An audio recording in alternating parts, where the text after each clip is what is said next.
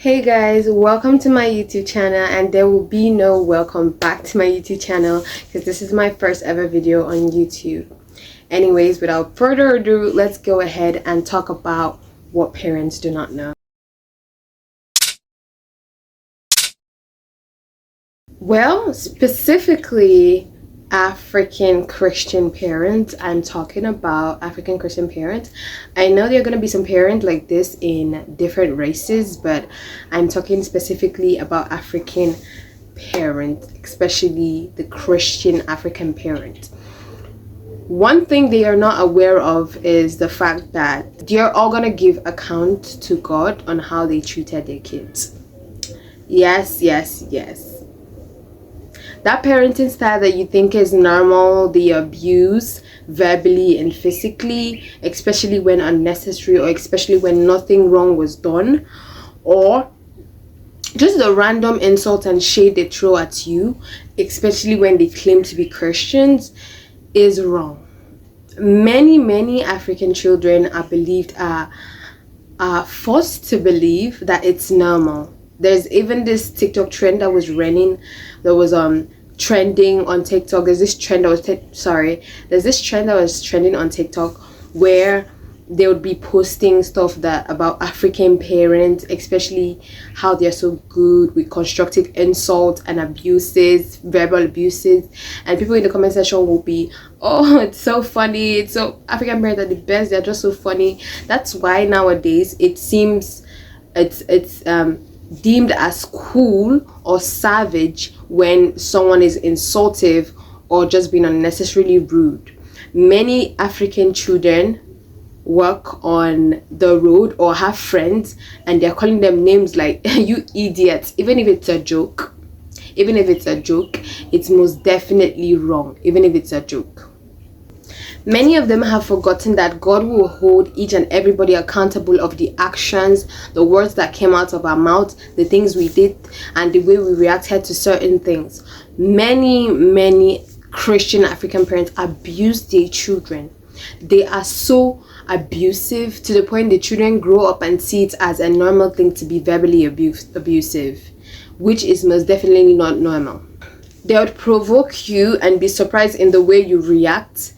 Like, you just provoked me now, you just said something wrong, or you just treated me unfairly, or you are favoring this child and leaving the others out. Many of them forget that partiality is a sin. It is a sin. Favoritism is a sin when you are treating other people unfairly. The God I know is a God of justice, is a just God. He doesn't treat anybody unfairly. They would treat this child better and leave the other out. And let's talk about the way they guilt trip you. After all this, you still come and ask me for something. You still ask me for money for your hair, money for this, money for that. What's the point of the guilt trip? It seems like you are not allowed to defend yourself because you're under their roof or because they gave birth to you. Like, it was an option. Like, if there was an option, you were gonna come into that family, or you were gonna pick that family, or you were gonna pick come into this earth entirely.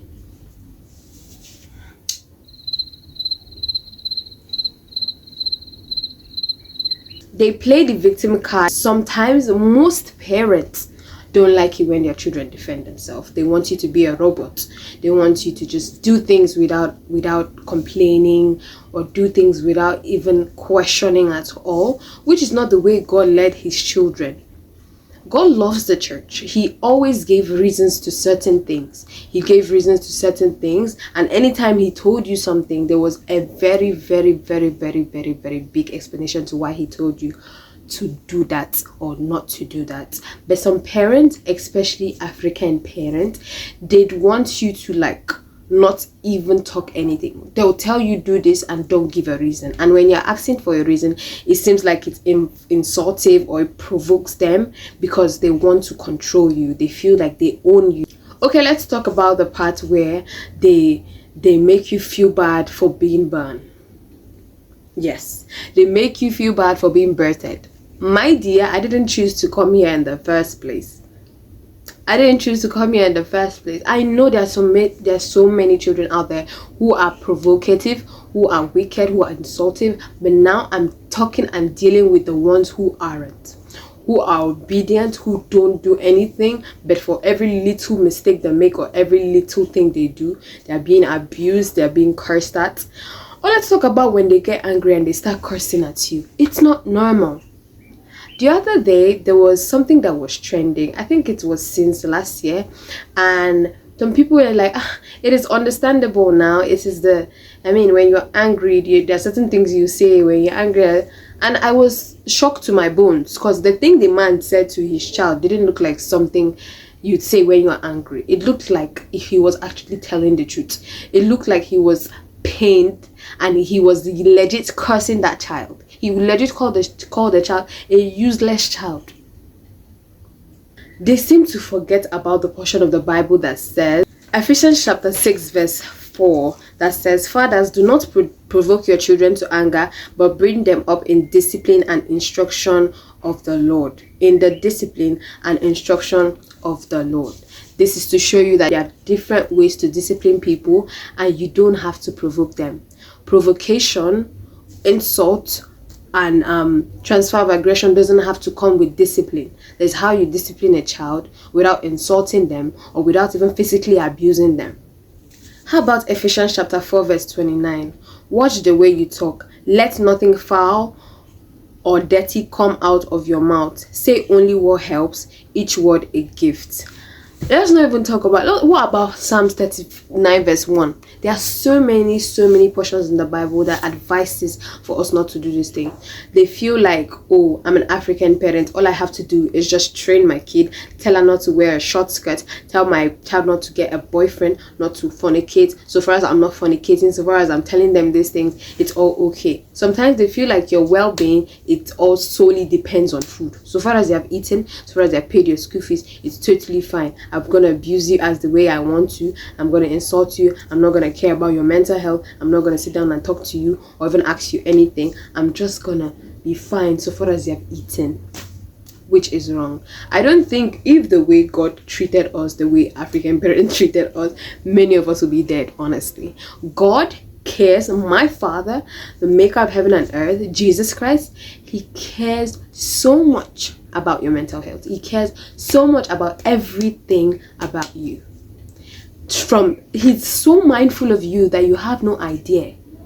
He's so mindful of you to the point he listens to your thoughts. He makes sure you're okay mentally. He's your comforter. He's your lover. He's your friend. He's your best friend. He even wants to build a relationship with you. But many African parents don't want to do that.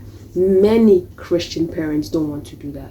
Christian parents are not held accountable enough. It's always the children, it's always the youth, it's always the teenagers. Oh, this is your generation, this is your generation. What about your generation? What about the fact that you are a people pleaser? What about the fact that you don't even want to defend your child so far as an adult is involved? What about the fact that you can never hold your fellow colleague or adult accountable? What about the fact that you're not addressing the fact that many of your age mates are pedophiles? Many of your age mates are women beaters. Many of your age mates are thieves, are criminals. But, so far as they're in the church, they are okay. So far as they're in the church. No.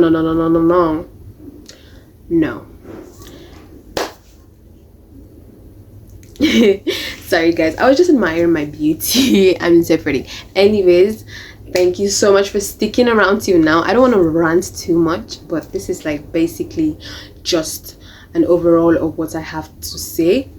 That African parents, in fact, scratch African, Christian parents aren't held accountable enough. They aren't held accountable enough. Thank you guys for staying till the end. Bye guys.